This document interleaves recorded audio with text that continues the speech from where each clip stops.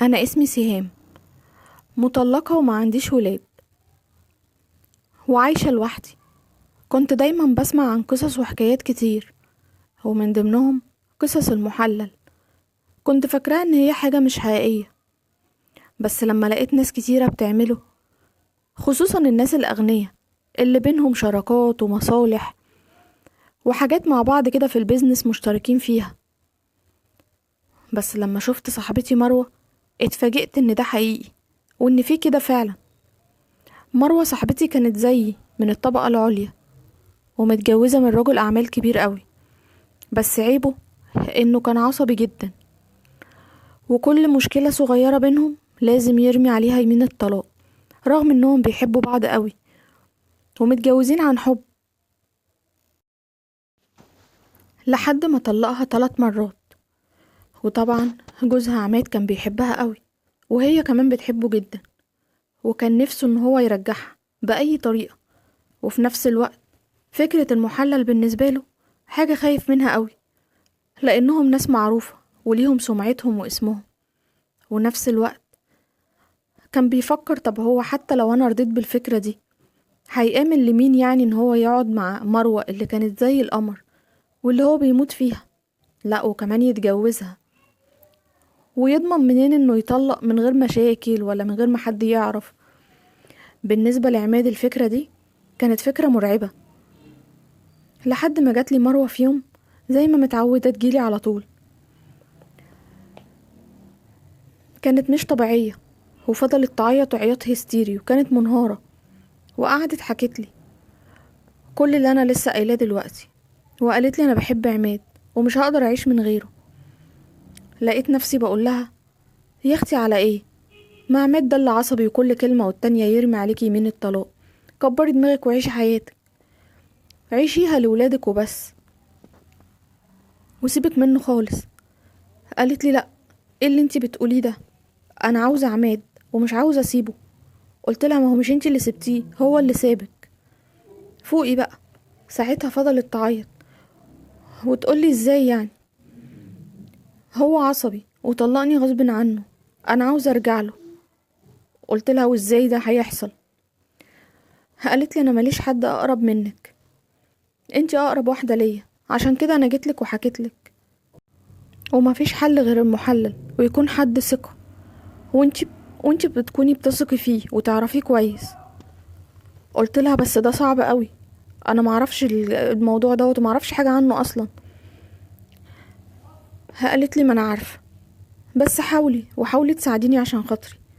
وكمان عماد عارف، وهو مش عاوز يدور، عشان مش عاوز مشاكل ومش عاوز حد يعرف عننا حاجة، ولا حد من أهلنا ولا حد من صحابنا ولا حد في الشركة. قعدت تقولي اتصرفي عشان ولادي، أنا عاوزاهم يتربوا بيني وبين باباهم، مش عاوزة نفسيتهم تتأثر بطلاقنا ولا بالجو الأسري اللي هيبقى مفكك ده. قالت لي غير ان انا كمان بحب عماد ومش عاوزة اكمل مع غيره ولا عايزة اعيش مع غيره. بصراحة انا في الاول ما كنتش مهتمة، بس لما فضلت تعيط وقعدت تتحايل عليا ان انا اشوف لها حد، وحد كويس اكون بثق فيه، صعبت عليا. وعدتها ان انا هحاول واعمل اللي اقدر عليه. لحد ما في يوم وانا راكبه تاكسي مع سواق محترم جدا وشكله ابن ناس يعني وخجول، لقيته بيتكلم وهو مش باصص حتى ليا اساسا، يعني حد مؤدب حد محترم. وسبحان الله كانت اول مره اشوفه، بس حسيت ان انا مرتاحاله من طريقته. عرفت ان هو اسمه علي. اليوم ده حسيت ان هو حد فعلا ثقة، لحد ما جات له مكالمة تليفون وهو سايق، وانا طبعا قاعدة ورا وسامعة كلامه كله وسامعة المكالمة. سمعته بيكلم مراته، ومراته صوتها في التليفون كان عالي قوي وعمالة تعيط، وهو عمال يقولها خلاص طيب اهدي، ربنا مش هينسانا، قولي يا رب. وبعد ما قفل معاها كنت هموت واعرف هو فيه ايه، خصوصا لما لقيته عينه مليانة دموع وبدأ فعلا يعيط. قلت له هو انا ممكن اسألك مالك، فيك ايه، ومراتك مالها؟ لقيته انهار وحكالي ان هو عنده ابن مريض بمرض وحش، وعلاجه غالي قوي، ومحتاج فلوس كتير جدا عشان يقدر يعالج ابنه او حتى يساهم في علاجه. وقعد يقولي ان هو ظروفه وحشة قوي، وتعتبر زي الزفت، وشغال ليل نهار على العربية دي غير شغل تاني، ومش قادر حتى يعمل نص مصاريف ابنه وعلاجه. ساعتها صعب عليا قوي، وعطيتله الأجرة التوصيلة اللي هو وصلها لي، وساعتها عطيتله زيادة كمان، وخدت منه رقم تليفونه، وقلتله ان انا اي مشوار هكون رايحة له هكلمك على طول توصلني المشوار اللي انا رايحه له. ووعدته كمان ان انا حدي رقمه لاي حد يسألني على تاكسي او اوبر او اي حاجة. ودعيت له ان ربنا يشفي له ابنه. روحت ساعتها وفضلت افكر في كلام علي وصورته وهو بيعيط على ابنه مش عاوزين يروحوا من بالي. وساعتها جت في بالي اني عاوزة اساعده بأي شكل، ومش عارفة اعمل ايه. قلت انا فعلا بعد كده اي مشوار هكلمه ان هو يوصلني، هو اولى بالفلوس دي. وفعلا هدي رقمه لصحابي ولاي حد معارف لو عايزوا تاكسي او حاجة يكلموه. بعد كده في نفس اللحظة قلت بس ده مش كفاية، ده بيقول علاج ابنه غالي بألوفات. ساعتها معرفش ايه اللي جاب مروة وجوزها في دماغي، وقلت طب ما هو الحل موجود. علي محتاج فلوس، وجوز مروة ناوي يدفع مبلغ كبير جدا للي هيعمل كده. قلت خلاص، طب وانا فيها ايه؟ طب ما انا اكلم علي واجس معاه النبض، واجس معاه كلام واشوف رد فعله ايه. ما كنتش اعرف ان انا ببني اول طوبة في الكوارث والمصايب اللي هتحصل بعد كده، وان كل واحد فينا كان هيدفع التمن غالي قوي. ما كنتش اعرف ان انا ببني السور اللي من وراه هيحصل كل اللي هيحصل. قلت لنفسي ما انا مش هورط نفسي في حاجة انا مش فاهمة فيها حاجة ولا فاهمة عنها اصلا، هي حلال ولا حرام. انا بجد ما كنتش عارفة حاجة، بس مروة هي اللي كانت صعبانة عليا عشان ولادها. وعلي ده كمان ما يعرفناش، وبعيد عننا وعن حياتنا وعن عيلتنا وعن معارفنا كلها، يعني هو انسب حد لينا. وساعتها اتصلت بمروة وقلت لها. فرحت قوي، ما كانتش مصدقة اني فعلا بالسرعة دي هساعدها ولقيت لها حد كويس. قلت لها طيب دلوقتي انا هتصل بيه عشان انا عندي مشوار تاني دلوقتي، والمفروض ان انا رايحة مشوار تاني. هتصل بيه ويجي يوديني المشوار ده، وهحاول اتكلم معاه كده واقولك بعدها هيقولي ايه. ولا اقولك هبقى اقولك تقولي لعماد كمان. قالت لي ماشي. وساعتها فعلا اتصلت بيه وجا وصلني المشوار، وكان مبسوط قوي ان انا صدقت معاه لما قلتله ان انا بعد كده اي مشوار هكلمك توصلني فيه. وقتها لقيته فتح موضوع ابنه تاني، وانه نفسه بس حد يساعده ان هو يخلص اجراءات ورق علاج ابنه على نفقة الدولة. قلتله طب ايه رأيك في اللي يجيب لك شغل تكسب منه فلوس حلوة؟ ساعتها شفت في عينه لمعة وفضول وفرحة انه عايز يعرف ايه الشغل ده، وان كأنها فرصة وجاتله. قلتله خلاص، انا بكرة هكلمك واعرفك التفاصيل كلها. وبعدها رحت المشوار وخلصت مشواري وروحت على البيت. وبعدها اتصلت بمروة، قلت لها اللي حصل ده كله، وقلت لها ايه رأيك بكرة نقابله سوا؟ قالت لي لا لا لا، انا هتحرج، انا مش عارفة اصلا هو رد فعله هيكون ايه، هيوافق ولا لا، خليني انا بعيد دلوقتي. قلت لها انا حاساه محترم على فكرة وامين ومناسب للموضوع. قالت لي خلاص انتي شوفيه بس الاول، وبعدها نشوف اللي هنعمل ايه. قلت لها ماشي. وبعدها فعلا كلمت علي وطلبت منه ان هو يجيلي البيت. قلت له تعالى البيت بكرة عشان اعرفك تفاصيل الشغل هيكون ايه. قال لي تمام ما عنديش مشكلة، بس يا ريت لو ينفع بس نتقابل في اي مكان بره، بلاش موضوع البيت ده ما يصحش يعني. ساعتها احترمته قوي وكبر في نظري اكتر، لانه فاهم يعني ايه انا مطلقة ووضعي الاجتماعي، والمفروض ان تحركاتي بحساب. وساعتها اتفقنا فعلا على كافيه معين هنتقابل فيه، ورحت وقابلته ولقيته ملهوف قوي عاوز يعرف الشغلانة هي ايه اللي هتساعده في علاج ابنه. وساعتها قلت له على اللي مطلوب منه بالظبط، وحكيت له ظروف مروة صاحبتي واللي حصل معاها من الأول. لقيته متاخد كده وخايف ومش مقتنع انه يعمل كده. قلت له بس خد بالك، انت هتاخد فلوس كتيرة قوي على الموضوع ده أغنية، ويعتبروا يعني هيساعدوك في مصاريف علاج ابنك، ده غير حياتك اللي تعتبر هتتغير خالص، ده غير الثواب الكبير بقى اللي انت هتاخده لما ترجع اتنين لبعض وهم بيحبوا بعض وبينهم ولاد، وتخلي ولادهم يتربوا وسطهم. لقيته ساعتها ما بين انه اقتنع وما بين ان هو لسه قلقان. ساعتها قال لي خلاص طيب سيبيني كده يومين افكر. وقتها حسيت ان هو وافق ادام قال لي هفكر، لانه في بداية الكلام كان رافض خالص. وفعلا مشي ساعتها، وانا فضلت قاعدة في الكافيه. كلمت مروة حكيت لها كل حاجة. كانت حاسة نفسها ان هي تايهة، وفي نفس الوقت مرعوبة من انه ما يوافقش. قلت لها خلاص بقى مش هنسبق الاحداث، اصبري لحد ما يرد عليا. وفضلت مروة طول اليومين دول كل شوية تكلمني، ها كلمك، ها رد عليكي. كانت متوترة جدا وموتراني معاها، وكانت قلقانة قوي.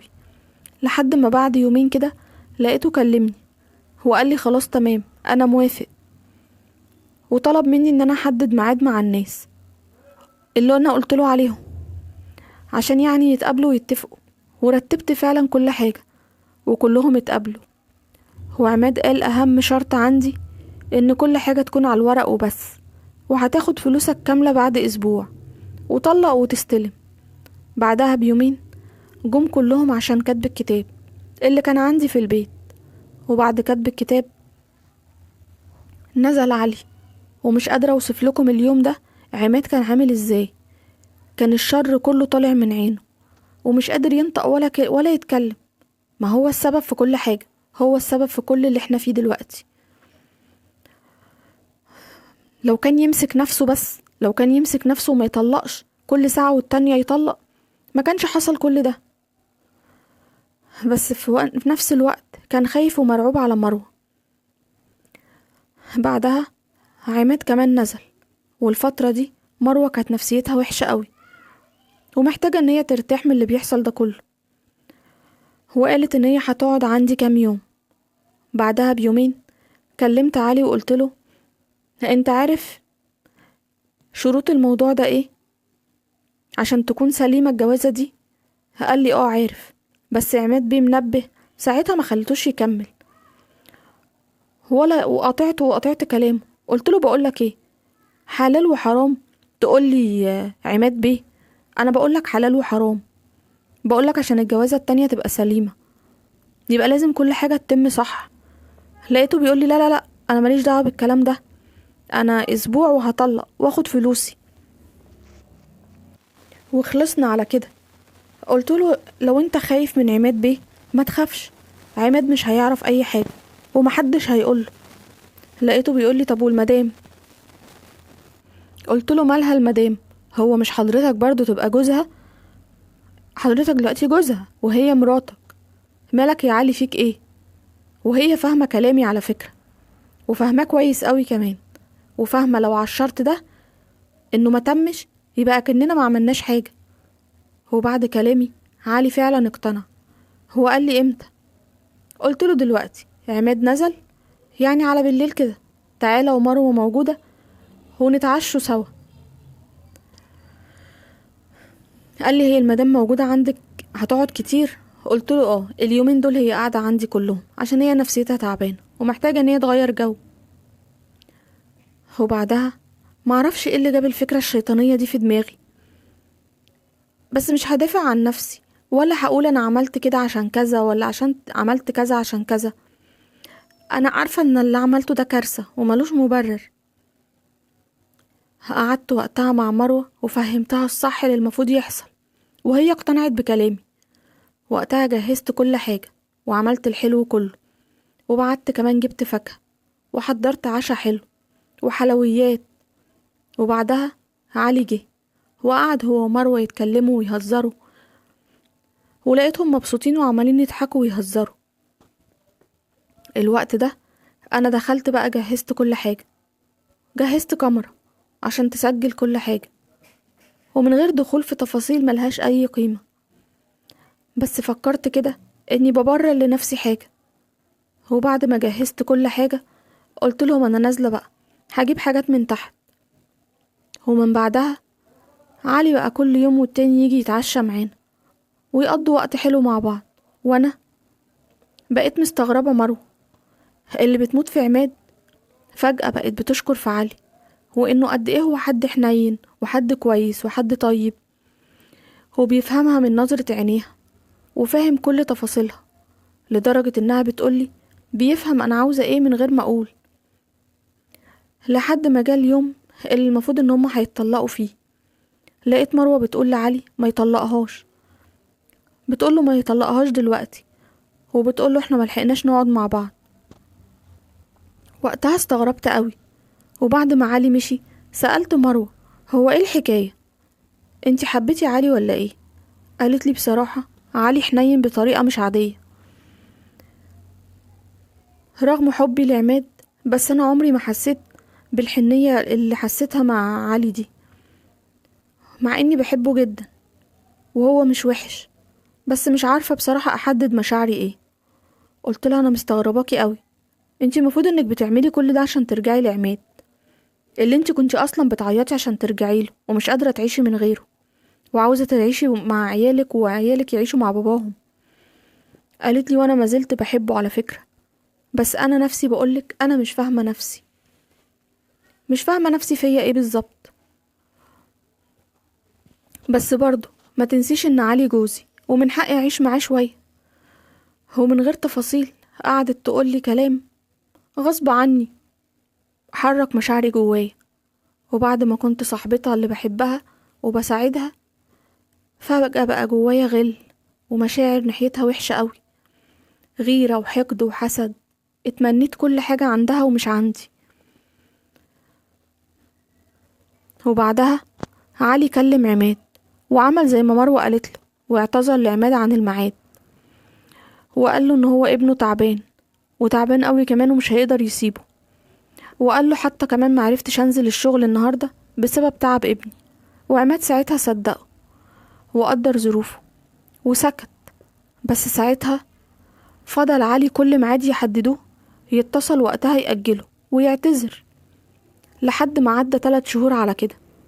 لقيت عماد جايلي وعصبي جدا وعمال يزعق ويقول لي علي دوت اللي انتي عرفتينا عليه وقلتي ان انتي واثقة فيه، والله لو ما خلص الموضوع ده ما هيحصل كويس. بعدها كلمت علي وقلت له انت لازم تخلص الموضوع ده، انا مش قد مشاكل عماد ومش قد اللي هيحصل، وكمان عشان تاخد فلوسك وتعالج ابنك بسرعة. وقلت لمروة اديكي شايفة عماد عامل ازاي، انتي لازم تسمعي الكلام بجد، احنا مش ضامنين رد فعل عماد يكون ايه، وكمان عشان ترجعي له وترجعي لولادك، مش ده اللي انتي كنتي عاوزاه من الاول وكنتي منهارة عشانهم. وساعتها خلاص الاتنين اقتنعوا فعلا.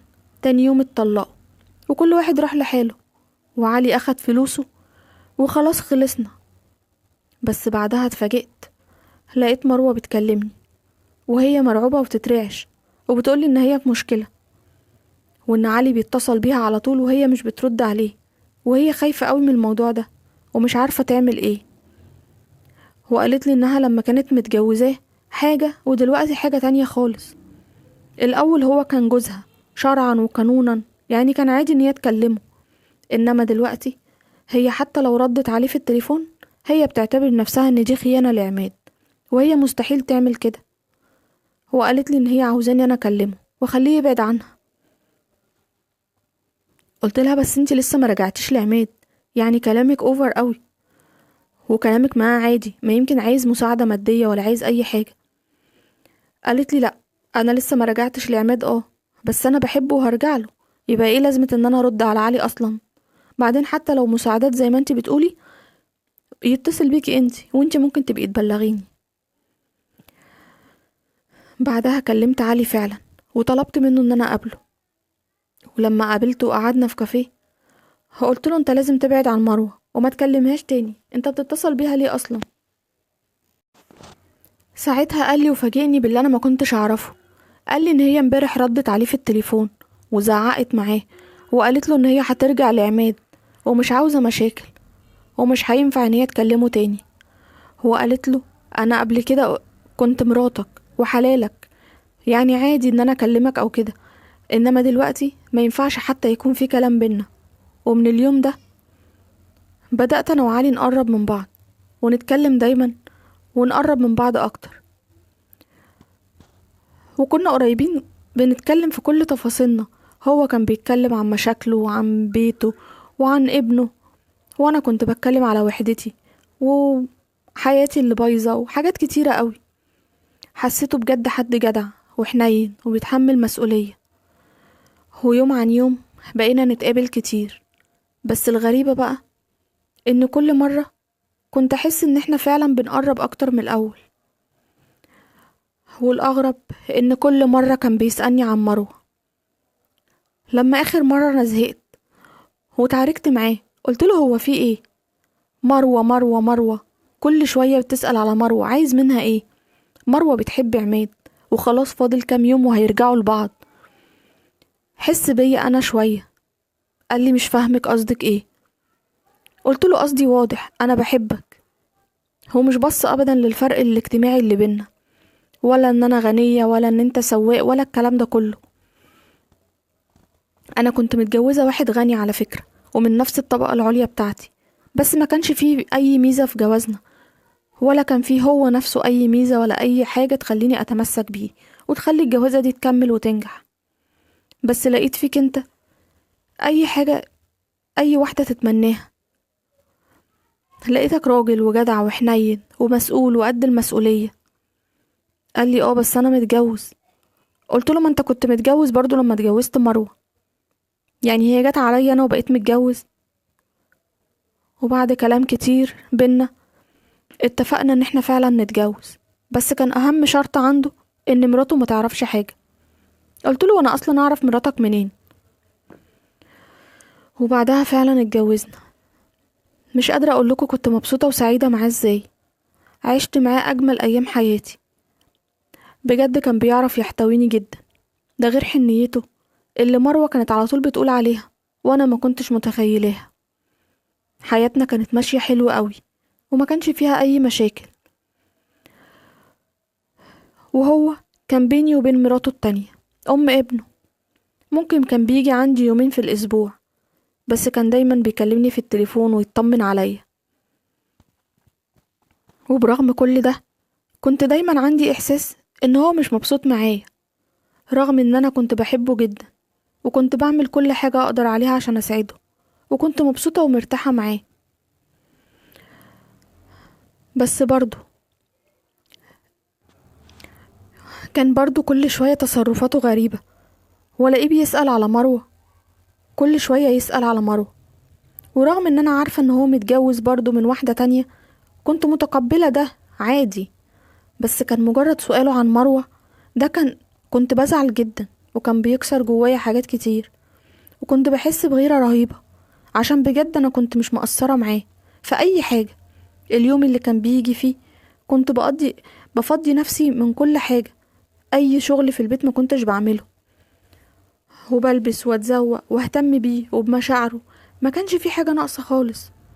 مستغربة ليه بيسأل على مروة على طول، لحد ما في مرة هو من غير تفاصيل مش هتفيد برضه لقيته بيقول وحشتيني يا مروة، وحشتيني قوي.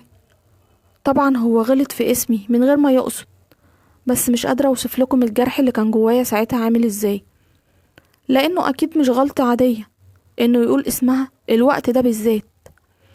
انهارت من جوايا وحسيت بحزن وجرح جامد. وقتها قمت وتعاركت معاه وانا منهارة، وقعدت اقوله حرام عليك، انا مراتك على سنة الله ورسوله، مروة فيها ايه احسن مني؟ انا مش مقصرة معاك في اي حاجة، ولا انا وحشة، ولا انا فيا حاجة وحشة، ولا انا فيا عيب. مش حاسس بيا كده ليه؟ لقيته ساعتها بكل برود قال لي انا غصب عني، انا فعلا بحبها واتجوزتك بس عشان اغيظها مش اكتر.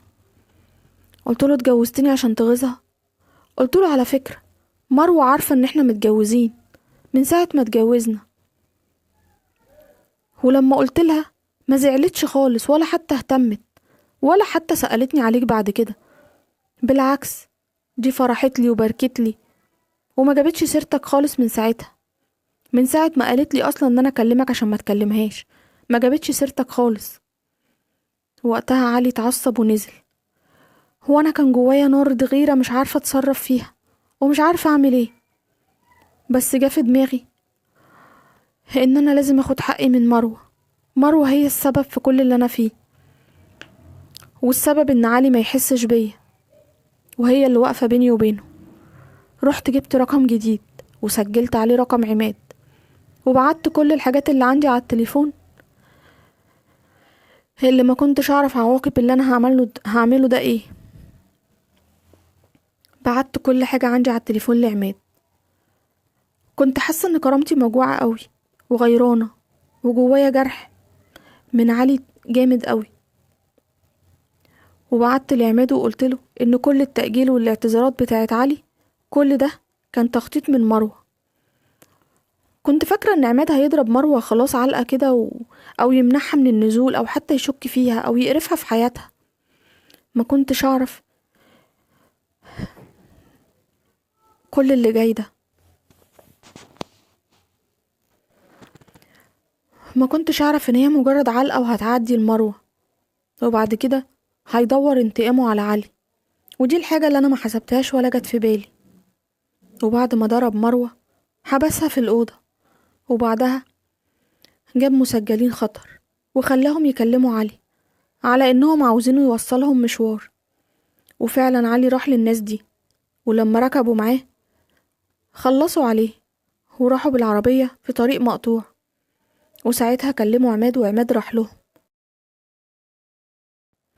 ومعاه جيركن البنزين، وكبوا على العربية وولع فيها ورمى الجيركن جنب العربية ومشوا كلهم من المكان. بعد كده كان في عربيتين معديين بالصدفة ولقوا العربية مولعة. طفوها ساعتها وبلغوا الشرطة. جت على طول الشرطة، لقت العربية متفحمة ولقوا جيركن البنزين جنب العربية. أخدوه ورفعوا البصمات اللي عليه. لقوا ساعتها اتعرفوا على البصمات، لقوها بصمات عماد، وقبضوا على صاحب البصمات اللي هو عماد، واعترف على الناس اللي كانوا معاه اللي هو كان مأجرهم، واتقبض عليهم كلهم. وساعتها قالوا ان عماد هو اللي قال لهم يعملوا كده، وهو اللي طلب منهم ان هم يخلصوا على علي. وعماد حكى كل اللي حصل، الحكاية كلها من اولها لاخرها. ولما سألوه على مروة قال لهم ان هو حابسها في البيت. وراحوا فعلا لقوا مروة شعرها محلوق ومضروبة ومتبهدلة. ولما سألوها عن التفاصيل هي كمان قالت ان هي كانت بتكون عندي في البيت واكيد انا اللي عملت كده. ساعتها اتقبض عليا، وعرفت من التحقيقات ان عماد كان فاكر ان اللي كان باعت له كل الحاجات دي علي، وهو اللي مصور وعمل كده عشان يطلب فلوس بعد كده ويبتزه يعني. ما جاش في دماغه ابدا ان انا اللي عملت كده. انا خسرت حياتي وخسرت الراجل اللي حبيته للأبد، واتحكم على كل اللي كانوا مع عماد بالإعدام، وانا اتحكم عليا ب15 سنة. وعلي دفع تمن غالي قوي، دفع التمن حياته قصاد انه اختار طريق غلط من الأول عشان يعالج ابنه، طريق مش واضح شرعا ولا قانونا. هو ضعف قدام الفلوس وبس، وخسر حياته للأبد. انا ما كنتش فاكرة ان الموضوع هيوصل لكده. اليوم اللي صورت فيه ما كانش فيه رجوع خلاص، كان خيط واتشد وكل حاجة اتفكت ورا بعضها. مروة كانت أطيب واحدة في القصة دي وأضعف واحدة، عشان كده أول واحدة هي خسرت كل حاجة. أما أنا الغل والحقد والغيرة اللي جوايا خلوا عقلي ملغي، وتصرفت كده تصرفات كانت هي مشاعري السبب فيها، الغل والغيرة والحقد اللي أنا كنت فيهم. انا بحكي لكم حكايتي النهارده مش عشان ابرر اللي انا عملته، ولا اقول ان انا كان ليا دوافع ولا كان ليا اسباب. هو مفيش اي مبرر اللي انا عملته. انا بحكي عشان اعترف ان في مصايب بتبتدي بكلمة واحدة وبنصيحة من شخص غلط ومن شخص قريب مننا قوي، بس مكانش ينفع ان احنا نثق فيه. الحلال باين والحرام باين، مفيش تحايل في الامور دي. كل اللي في القصة دي دفعوا التمن بطريقة مختلفة، وكل واحد حاسب على فعله الغلط. مش دايما الحاجة اللي بتعجبنا بتكون صح. الشيطان دايما بيحلي الحرام للي نفسه ضعيفة. ربنا يكفينا شر الحقد والغيرة والحسد، وقبل ما يكفينا شر الناس يحمينا احنا من انفسنا ومن شيطاننا قبل اي حد تاني. ودي كانت قصتنا النهاردة، قصة حقيقية وحصلت بالفعل، ودول كلهم دفعوا تمن اللي هم عملوه. بتمنى القصة يكون فيها عبرة، ويكون اي حد كان بيفكر ان هو يقدم على حاجة زي كده يتراجع 1000 مرة، لان العواقب الحاجات اللي زي دي نهايتها بتكون وحشة قوي وبتكون بشعة كمان. بتمنى القصة يكون فيها عبرة وتكون استفدتوا منها، ومش هطلب منكم دعمكم او اللايك لان انتم مقصرين اصلا معايا في اللايك.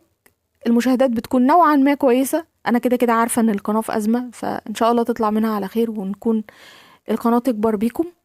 بس بليز بليز بليز ما تنسوش اللايك، لان هو دوت اللي بيدعم الفيديو، هو دوت اللي بيقوي القناة. اشوفكم على خير في قصة جديدة. باي باي.